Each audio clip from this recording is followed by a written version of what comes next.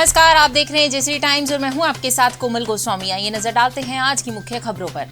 प्रधानमंत्री नरेंद्र मोदी ने कोची शिपयार्ड पर आईएनएस विक्रांत नौसेना को सौंपा। इसके साथ ही नौसेना के झंडे में बड़ा बदलाव किया गया। झंडे से ब्रिटिश निशानी लाल क्रॉस को हटा दिया गया है। इस मौके पर पीएम मोदी ने कहा कि इतिहास बदलने वाला काम हुआ है। आज भारत ने गुलामी के एक निशान, गुलामी के एक बोझ को अपने सीने से उतार दिया। अमेरिका चीन के रिलेशनशिप अब और ज्यादा खतरे में। अमेरिका ताइवान को करीब 1.1 अरब डॉलर के हथियार देगा। इन हथियारों में 60 harpoon, antiship missile, side winder मिसाइलें, रडार वार्निंग सिस्टम और 100 एयर टू एयर मिसाइलें शामिल हैं। अमेरिका ने इस पैकेज की घोषणा नैन्सी पेलोसी की ताइवान यात्रा के बाद ही कर दी थी। यूजीसी ने शुक्रवार को नई गाइडलाइंस जारी की। इसके मुताबिक देश के हायर एजुकेशन इंस्टीट्यूट में सभी कोर्स किए जा सकेंगे। साथ ही सिंगल डोमेन के इंस्टीट्यूट जैसे मैनेजमेंट, एजुकेशन, लॉ, इंजीनियरिंग के संस्थान मिलकर डिग्री दे सकेंगे। स्टूडेंट्स के पास मल्टीपल एंट्री एग्जिट यानी कई बार कोर्स में प्रवेश करने, छोड़ने और फिर उसी कोर्स की पढ़ाई करने की छूट होगी। स्टूडेंट्स मल्टीपल मोड यानी क्लासरूम फेस टू फेस पढ़ाई के साथ ही डिस्टेंस लर्निंग और ऑनलाइन लर्निंग के कोर्स को पूरा कर सकेंगे। इतना ही नहीं, ड्यूअल कोर्स भी कर सकेंगे यानी 2 मान्य कोर्स एक साथ कर सकेंगे। केंद्र सरकार की महत्वाकांक्षी सेंट्रल विस्ता एवेन्यू आम जनता के लिए अगले सप्ताह से जनता के लिए खुल सकता है।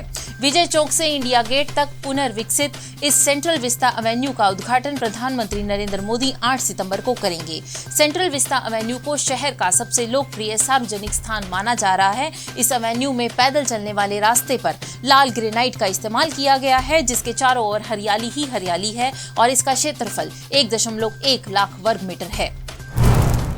सुप्रीम कोर्ट में शुक्रवार को संस्कृत को राष्ट्रभाषा घोषित करने की मांग वाली याचिका पर सुनवाई हुई। इस दौरान जस्टिस एम.आर. शाह की पीठ ने याचिका खारिज कर दी। सोनाली फोगाट हत्याकांड के मुख्य आरोपी सुधीर सांगवान ने रिमांड के दौरान अपना जुर्म कबूल कर लिया है। आरोपी ने हत्या की साजिश रचने की बात भी कबूल ली है। गोवा पुलिस के एक सूत्र ने यह जानकारी दी। लंपी बीमारी से हरियाणा में दूध उत्पादन में 20% तक गिरावट दर्ज की गई है। संक्रमित पशु की दूध उत्पादन की क्षमता गिर रही है, जबकि कमजोर पशु तो बिल्कुल दूध देना कम ही कर रहे हैं। इससे प्रदेश में दूध की मांग बढ़ती जा रही है और इससे रेट में भी बढ़ोतरी हुई। दूध की मांग को देखते हुए पिछले दिनों वीटा ने भी दूध के दाम बढ़ाए।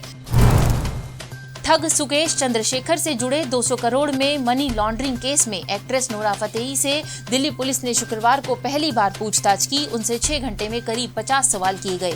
नोरा ने कहा कि मेरा जैकलिन के साथ कोई कनेक्शन नहीं। उधर दिल्ली पुलिस ने जैकलिन को भी 12 सितंबर को पूछताछ के लिए बुलाया। अमृतसर एयरपोर्ट पर लाखों का सोना जब्त, कपड़ों में छिपाकर दुबई से लाई थी महिला। चेकिंग करते समय पकड़ी गई और डीआरआई ने की कार्रवाई।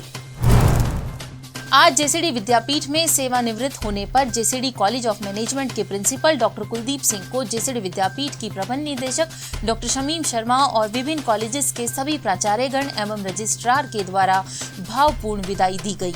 उल्लेखनीय है, डॉक्टर कुलदीप सिंह ने 14 साल अपनी सेवाएं दी। इससे पहले वह एयरफोर्स में थे। एशिया कप में फिर भारत पाकिस्तान की जंग, रविवार को खेला जाएगा महामुकाबला।